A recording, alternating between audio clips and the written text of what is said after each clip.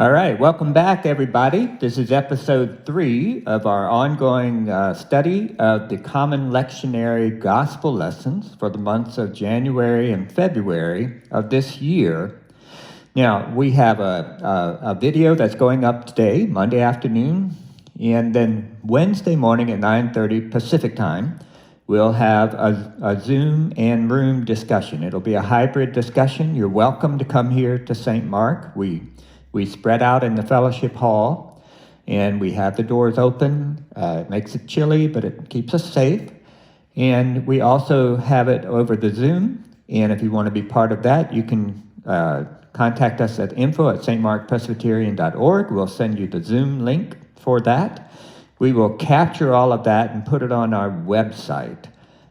So you'll have both this video and the Zoom discussion on the website by the end of the week. If you have any questions, you can give us a call at this phone number, or you can write us at this email address. Our office is closed on Mondays, just so you can be aware of that.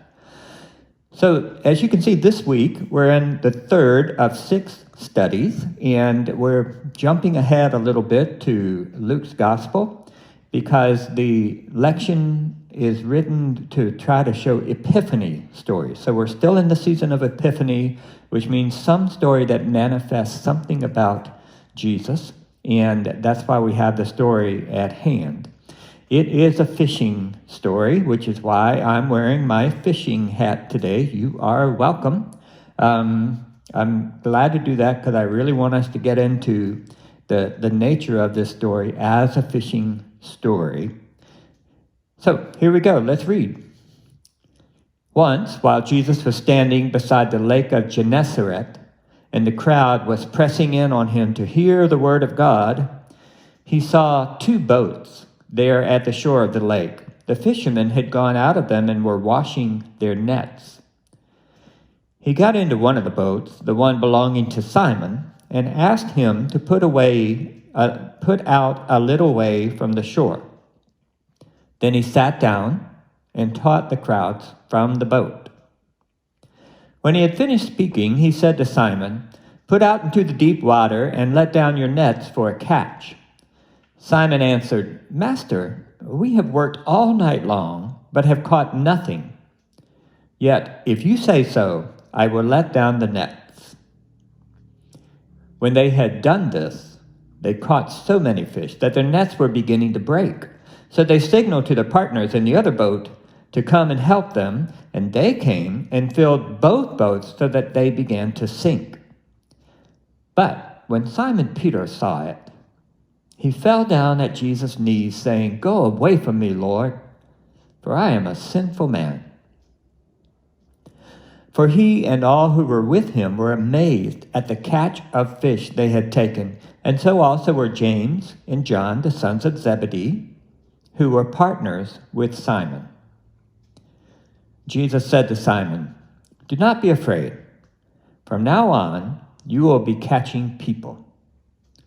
And when they had brought their boats to the shore, they left everything and followed him. This ends our reading. Thanks be to God. So as part of our text study, we're not only looking at this text, but we're also looking generally at how to do critical biblical text studies. There are a variety of ways of reading the text, all of which have their moment in the life of discipleship. There's Lectio Divina, where we read the text contemplatively and we hold one particular word or phrase or verse over and over again. There's reading in worship, the public proclamation. There are songs that are written in a way of expressing the text. So there's a number of ways of looking at biblical texts. When we do biblical critical studies like we're doing here, there are a couple of things we want to try to do. So if you've been with us over the last few years, this will be a bit of a review for you, but let's remember this together, that when we speak of Matthew, Mark, and Luke, they're often referred to as the Synoptic Gospels. Synoptic. So that word, the prefix syn, means together. And of course, the word optic means to see. And so Matthew, Mark, and Luke are identified as three of the Gospels that see together the story of Jesus. And what that means is that they follow generally the same sequence and flow of stories from the beginning of Jesus' ministry to the resurrection. Now, they'll present those stories somewhat differently at times, but generally the flow of those three Gospels are very similar. We'll talk more in depth about this some other time because there are some significant differences that we have to speculate as to why. But by and large, those three are synoptic. They see the story much in the same way. And then, of course, that leaves the Gospel of John, which is not a synoptic gospel and kind of tells its own story. It's got some parallel stories, significantly the crucifixion and resurrection, and some others as well. But by and large, John just follows John's own timeline, sequence, and all of that. It's very, very different in that respect. And that's what makes this story of ours curious, and we want to pay attention to how it is and isn't like the other stories. So in Mark chapter 1, verses 16 through 20, Matthew chapter 4, verses 18 through 22, you have a parallel story to our story that we've just read. But it's somewhat different. As you can see, those two tellings of the story are only 5 verses, and ours is 11, significantly a longer text. And the reason is because in Mark and Matthew, Jesus walks to the shoreline, he sees the fishers out mending their nets, and he calls them, "Come, follow me, I'll make you fishers of people," and immediately they leave their nets and follow him. What they don't have, neither Matthew nor Mark, is the whole boatload of fish, the moment when they bring in all the fish from dropping down into the deep and so forth. That's not in Matthew and Mark. That's in Luke, only in Luke. And so that's kind of a significant difference with Matthew and Mark. And then if you look at John chapter 21, so this is very late in John's gospel. In fact, I'm among those who believe that the original ending of John is the last part of chapter 20. Chapter 21 seems to be an addendum, perhaps written by a different hand. We don't know. But in John chapter 21, you have a story where Jesus is sitting on the shore, has a little fire going, and he sees the disciples out fishing, and he tells them to drop their nets on the other side. And then when they do, they bring up nets breaking full of fish, 153 large fish, according to the teller. And they come to the shore, and it's Jesus. So this is interesting because in John's gospel, it's similar in that they get the boatload of fish. He doesn't tell them go out into the deep. They're already out there, but he does tell them how to fish, which is significant for a carpenter to tell a bunch of fishers. And they bring in this haul of fish. And after it's over, they come to the shore. Jesus is cooking. They add their fish to the fire. And again, Simon forwards himself in that story. And that story ends with Jesus asking that question, "Simon, do you love me?" 3 times. You might remember that story now. So interestingly, like Matthew and Mark, this is a call story for Luke. But not for John. For John, this is a post-resurrection story. It's a reconciling story for Simon Peter. And like John, Luke has the disciples taking in a net-breaking boatload of fish, which Matthew and Mark don't have that part of the story at all. So, why are we doing this? Why are we looking at other parallel stories? Well, again, when we do a critical text study, we really want to be careful to try to let the text speak for itself.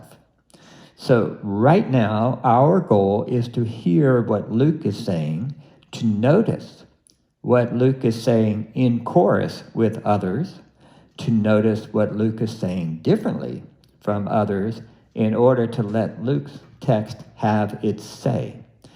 There will be a moment in our lives, later in the process, when we will read Luke, and we'll think about how that reconciles with other things we read in the gospel.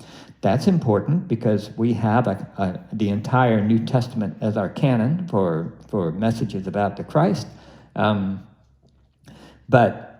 when we're doing critical study, we want to bracket what others are saying so that we can hear what Luke is saying uniquely. So we'll do a little bit of comparing and contrasting in order to see what's unique about Luke. And that's why, honestly, sometimes when I field a question and someone might bring in a phrase from the book of Revelation and say, but what about this? I want to say, that's great. Let's talk about that at the appropriate time, because right now we're talking about Luke chapter 5, verses 1 through 11. It's really, in order to do that comparative mashup work later, asking the questions of discipleship, initially we have to let Luke text speak for itself and not read other texts into it. It's a whole relationship between the part and the whole. And we'll talk about that further as we go along. So we are now in a boat story, so I want to just step back for a minute and think about boat stories generally, because there's a resource I want to share with you that I think you'll find very interesting. You're aware that there are a number of boat stories. There's a call story, there's Jesus stilling the storm, Jesus walking on the sea. A number of times they'll hop in the boat and cross the Sea of Galilee in order to get to the area of the Gentiles. Sometimes they'll get in the boat to get away from the crowd. Sometimes they'll get in the boat just to come back home. So there are a number of boat stories, and that's because the Sea of Galilee was a significant resource, not just for transportation, but for economy and survival for the people of Galilee. So if you're interested in thinking more about what it means to be part of this kind of fishing Sea of Galilee related economy, I want to share this resource with you. It's written by Casey Hansen, who is a senior editor at Whip and Stock Publishers. He was, in fact, the editor when they published my book, Left Behind and Loving It. He's been a professor at various colleges and seminaries, an excellent New Testament scholar, particularly with regard to the economic, sociological setting of the New Testament. And if you go to his website, caseyhansen.com, there's just a wealth of links and articles, most of which were written by him. And he has one particular article, I just think you should Google this and read it at some point, called The Galilean Fishing Economy and the Jesus Tradition. And in there, you're going to find some interesting things. For example, Cicero, in one of his works called On Duties, he lists fishing as a shameful occupation. He says it's a shameful occupation because, like butchers and cooks and poultry raisers, fishing caters to our sensual pleasures, and therefore it's a shameful occupation. Now, Cicero, not speaking the word of God there, he's giving us some insight, however, in how fishermen were seen in the first century, particularly under the Roman Empire, and they were not seen well. They were seen as being part of a shameful occupation. The other thing that Casey Hansen points out, which I think is really important, is that we tend to imagine that the fishers of the first century around the Sea of Galilee were engaged in some kind of free market economy. We read of places like Zebedee had a boat, and they had workers. We read in this story Simon and then them, the people in his boat. And we imagine that these are boat owners, the captains of their own ship and so forth. But what Hansen points out, I should read this for you. It said, fishing was an important part of the Galilean economy in the first century, so the whole region of Galilee. But it was not the free enterprise which modern readers of the New Testament may imagine. Even fishers who may have owned their own boats were part of a state-regulated, elite profiting enterprise and a complex web of economic relations. These are symptoms of what Casey Hansen calls an embedded economy, as opposed to a free market economy. So most New Testament scholars, gospel scholars, will refer to these fishers as being part of a guild, and it's, but at the same time they weren't in charge. Most of the profit, as it were, from the fish that they caught did not go to them. They had to spend some of it on maintaining their nets, maintaining their boats, maintaining their own lives, paying their workers, but a bulk of that profit went to someone who had been appointed by the Roman government to be in charge of the fishing industry, and that person's generals. So the wealth went up to the elite structure. So these fishers, you know, they're not highly regarded, and they're awfully exploited in the first century. So let's look at our text then, just making an outline of 5 different sections, and that's what we'll look at briefly today, and we can go into more depth in the specific verses on Wednesday. So in verse 1, we had the setting, and then you've got Jesus teaching from the boat. There's a small problem that gets resolved right there, and then that leads to the first conversation between Jesus and Simon. And then there's that great haul of fish that happens, which leads to the second conversation between Jesus and Simon. So by putting in an outline like this, we can see that really the thrust of this text, this story, keeps bringing us back to this encounter of Jesus and Simon, a significant encounter here early in Jesus' ministry. So let's look at the setting first. We're in Capernaum. You remember last week when Jesus was in Nazareth? Up until that point, the gospel hadn't said that Jesus had been in Capernaum or anything. But when Jesus is in Nazareth, he says to the crowd, "Surely you will say to me, 'Doctor, heal yourself. The things that we have heard that you have done in Capernaum, do here in your hometown.'" So Capernaum's already been invoked in this gospel as a place where Jesus does marvelous things. You'll recall last week that I think, this is on me, that Luke's telling of Jesus' rejection of Nazareth is actually misplaced temporally, that it probably happened later, but Luke puts it there narratively as a way of setting the course of his gospel. I could be wrong about that, but that's the first mention of Capernaum, is when Jesus is implying that that's what they're thinking. And then now we have Jesus going to Capernaum.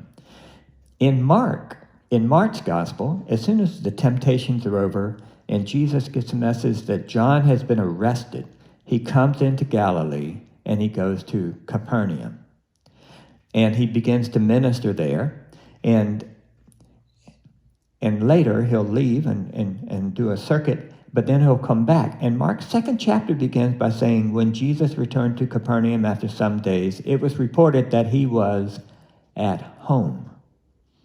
So we get the impression in Mark's gospel that Jesus has reestablished his home, not in Nazareth, but in Capernaum. And that's even more the case in Matthew's gospel. It says, when Jesus heard that John had been arrested, he withdrew to Galilee. He left Nazareth and made his home in Capernaum by the lake. So Luke doesn't necessarily refer to Capernaum as Jesus' new home, but it does appear to be kind of the new base of operations for Jesus' ministry of spreading the gospel. And specifically, we're by the lake Gennesaret. And you might be thinking, I've been calling it the Sea of Galilee. That's another name for the same body of water. And if you read historical writings, they may call it the Tiberias Lake or Lake Tiberias, obviously named after a Roman general at that point. They all refer to that same body of water. Someday we'll get out the map and you'll see the significance of the Galilean Sea, Lake Gennesaret, to the Galilean region properly, and you'll see that it is connected by the Jordan River to the Dead Sea down in Judea. We won't take the time to do that today, but that's where we are. We're up by the Sea of Galilee, and so much of Jesus' ministry takes place in and around that area. And then we're met in the setting already with our first challenge, and that is a pressing crowd. Jesus wants to teach, can't do it because there are so many people there. So that's the first challenge, and just notice now that it is a challenge of abundance. Remember that. So then we get to verses 2 and 3. There's not a whole lot that I want to say about that, except that the way that Jesus resolves that first challenge of the pressing crowd is to get into a boat and to invite the owner, Simon, to push away a little bit from the shore. So first of all, that separates Jesus from the others. They can probably see him better, but I can tell you from my experience of growing up on the East Coast and being a person hard of hearing, that the difference in the ways voices carry over water than they carry over land is enormous. And so in some respects, this becomes a natural soundboard for Jesus. It's a very, very smart way of teaching a large crowd, is to push off and with that soundboard of water between you and the others like that. And then we don't get any content of what Jesus said. We'll get plenty of content later of Jesus' teaching, but here, Luke just says he taught them from the boat, and then when he was done. Right after that, then, there's the first encounter between Jesus and Simon. Now, they've already met. So this is the first encounter in this story. They've already met back in chapter 4, verses 38 through 39. Simon's mother-in-law is ill with a high fever. And the narrative says that Jesus went to the home of Simon, and his mother-in-law was ill, and Jesus rebuked the fever, and it left her, and she got up and began to feed them, more or less. So they already know each other, and they already know each other as someone in need and someone who can provide for that need. So this is not the first time they've met. It is their first conversation in this story, and that's when Jesus looks at Simon and says, go out to the deep and drop your nets. And Simon answers with this word, Master, we've toiled all night, caught nothing. Nevertheless, at your word, I'll do it. Master, that's an interesting term. Luke's the only gospel that uses this particular term that's translated master. He uses it 7 times, and each time it's spoken by the disciples to Jesus.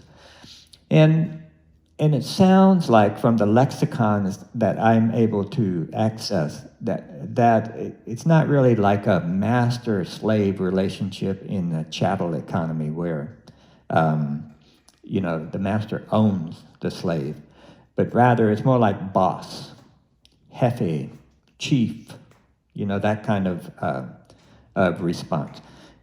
Still an honorific title in many ways. And of course, Simon is treating Jesus that way. Nevertheless, at your word, I'll do it. So that's in verses 4 and 5. That's the first encounter with Jesus and Simon. And then when they let down the net, of course, there's this tremendous haul. And notice this, that the language is going to change. Simon says, we've toiled all night. Nevertheless, I will do what you ask. And then when we get to verses 6 and 7, the language changes from I or he to they. So it implies that there are workers with Simon, and when Simon answers, he's answering on their behalf, not simply his own behalf. So they have this crew, and they start to pull in the fish, and the nets begin to break. And so they call out to their partners. They signal to their partners. This is an interesting word, metokos. It's not used very often. This is the only time it shows up in the Gospels. It shows up in the letter to the Hebrews 5 times. That's really where this word gets its play in the New Testament. But here it's used, and it's interesting. It refers to some kind of partaking, some kind of participation, partnership in that respect. Later, in verse 10, Luke is going to refer to James and John as Simon's partners again, but he's going to use a different term. There we're going to get the word koinonos, which many of you will recognize from koinonia. Koinonia is a Greek word for community.